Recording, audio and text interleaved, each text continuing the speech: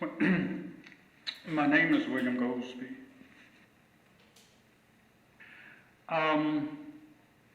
My mom and dad, when I was born, were both sharecroppers and picked cotton, cucumbers, stuff like that.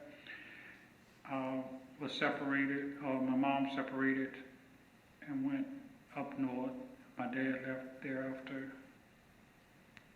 There was 6 children, 2 daughters, 2 sisters, and 3 brothers.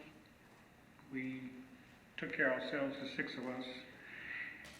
Ate out of trash cans behind the grocery stores and begged for food.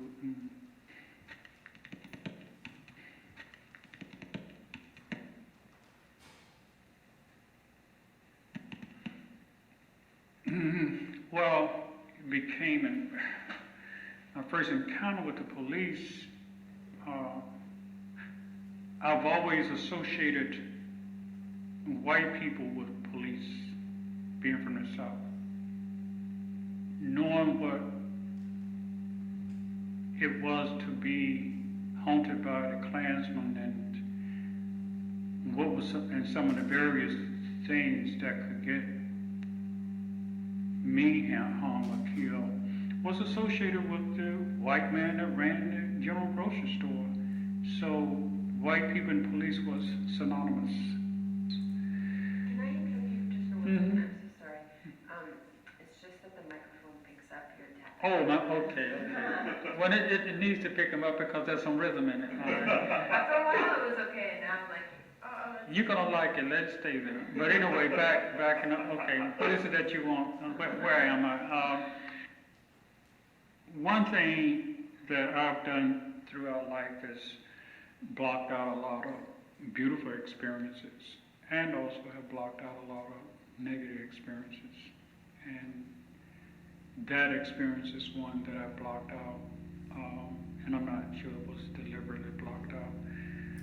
But I remember maybe 4 people in the cell. I remember the cot, similar to the cot that I slept on at home. Food was nasty.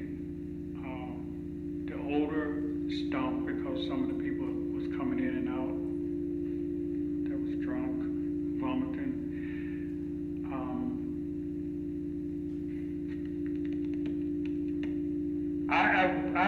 I can't say no more than what people said, that I was out of it.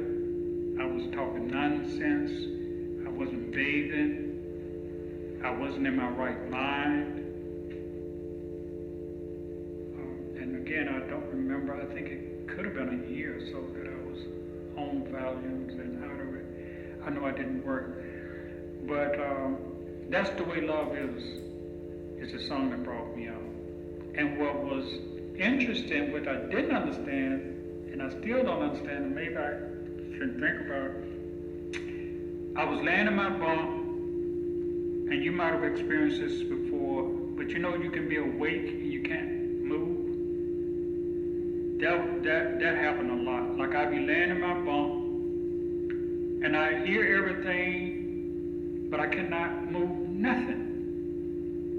You know what I mean? So that happened a couple of times, but the last time that happened that I can remember is they were playing Bill Wiz, and for some reason in my mind of whatever was going on, I know I was asking the question, what is it? You know, what is it? Somewhere in me, I was trying to come out, what is it? What is it? You know, I'm like, maybe I had been trying to get out of that insanity for all that time. And that song, and they were singing it, they were harmonizing that. That's the way love is, and that right there, I just came out of it. I just came out of it. And when I came out of it, the first thing I say, I got up.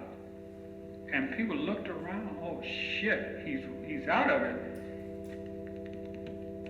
As a pattern of mine, personally, there might be a way of protecting myself is I'm the one that's usually asking the questions, and I'm never, it's just a norm that people don't ask me questions. From the rumor in the room, they said they done got something, because when there's some weed or hash in the place, because everything changed. People start beating on the foot lockers, on the drums.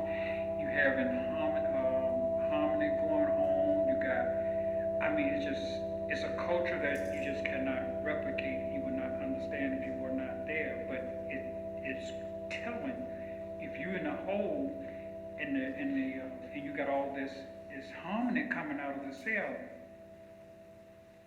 If I was to say what I got out of being in the hole, my ability to be still, to be able to look at the cracks in the cement or in the ceiling and just take myself there and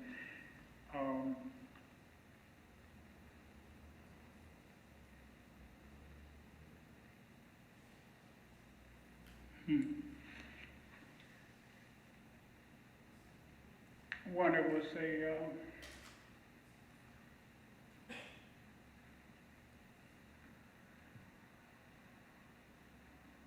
like, I can best explain it now, but it equipped me for where I am now. Like, being able to see and not being, and I lost this vision in 2003, and for the first year I was,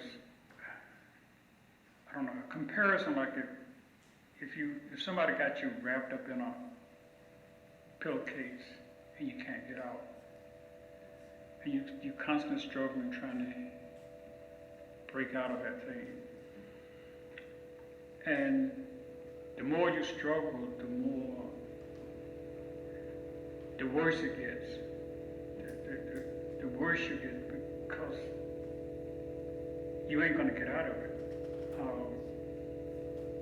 And so you have to let go of the struggle, because the struggle is, and when I say struggle, I mean that internal struggle that is defeating the liberation that you want. I'm not talking about social struggle, but even in terms of social struggle, we have to sometimes look at how are we creating our own oppression. Letting go of thinking that other people are creating it, but look at what resources, what power we have. So rather than in terms of my vision, recognizing what internal vision I have and maximizing that. In the whole, I think I got that from being in there. In the whole, there were people banging on the windows and cursing the guards out, and you look at those walls and they seem to be closing in on you, and you're hungry and you're missing any. The more you see what you can't do, the worse it becomes. The worse you begin to, even though you got walls, you create more. You understand what you create, and you begin to imprison yourself in a prison already. And so the way that I learned how to relieve those walls was to, and again, I don't mean submit in the sense of not fighting, not resisting, but submit in the way that exercise your power.